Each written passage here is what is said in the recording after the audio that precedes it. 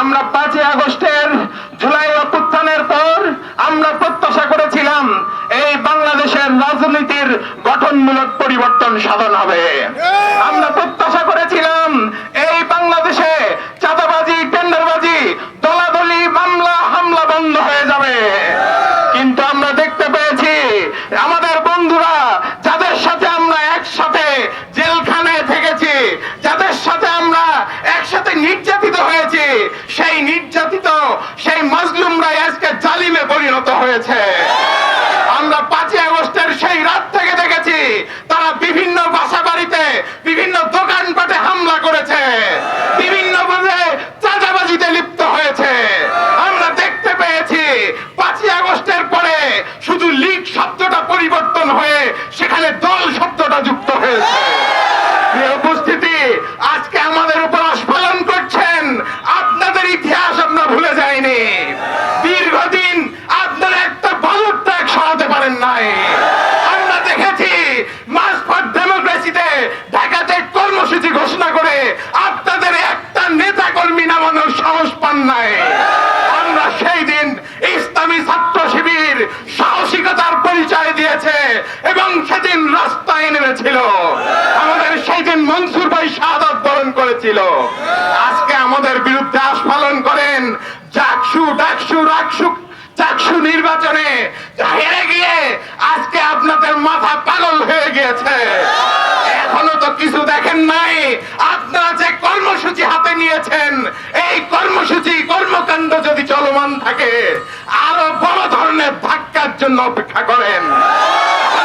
আপনার পাগলা গারদে আর জায়গা হবে না। এই উপস্থিতি, আমরা গঠনমূলক রাজনীতিক চর্চা করে ইসলামী ছাত্র শিবির কোরআন প্রেমিক ছাত্র জনতা গঠন করতে চায়। এজন্যই কোরআন তালিমের আয়োজন করে। সেই কোরআন তালিমে আপনারা হামলা করেছেন। আমরা দেখেছি এক সময় আওয়ামী লীগ বাইতুল মোকাররমে হামলা করেছিল, আবারও তারা আপনারা এবার মসজিদে হামলা করেছেন। এই উপস্থিতি, ছাত্র জনতা আপনাদের এই কর্মকাণ্ডের প্রত্যাখ্যান করেছে। বিশ্ববিদ্যালয়ের রেজাল্ট গুলো থেকে আপনারা এখনো শিক্ষা গ্রহণ করেন নাই। আমরা অবিলম্বে আহ্বান জানাতে চাই, আমরা দেশ গড়ার জন্য আন্দোলন করেছিলাম। আসুন সব কিছু ভুলে আবার ঐক্যবদ্ধ হই, ন্যায় এবং ইনসাফের পক্ষে দেশপ্রেমিক হয়ে দেশের জন্য কাজ করুন। প্রিয় উপস্থিতি, আমরা বিগত দিনগুলোতে আমরা দেখেছি কিভাবে আমাদের উপর বিভিন্ন ভাবে ট্যাগিং ফ্রেমিং এর রাজনীতি শুরু করা হয়েছিল। আমাদের এই ট্যাগিং ফ্রেমিং এর রাজনীতি আমরা বলে দিতে চাই, আমরা এগুলার ছাত্র জনতার এসব মেনে নেয় না।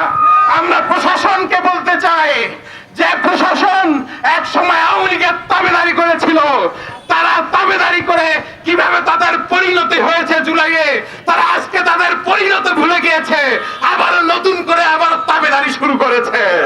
কিন্তু আমরা সেদিন ধৈর্যশীলতার পরিচয় দিয়েছি, কিন্তু তার পরিণতি আমরা কি দিয়েছেন? বারবার আমাদের উপর হামলা হয়েছে।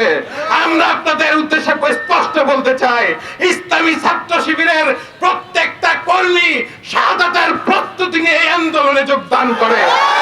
আমাদেরকে হত্যার ভয় দেখিয়ে, আমাদেরকে হামলার ভয় দেখিয়ে শেখ হাসিনা থামাতে পারেনি, আপনারাও থামাতে পারবেন না ইনশাআল্লাহ।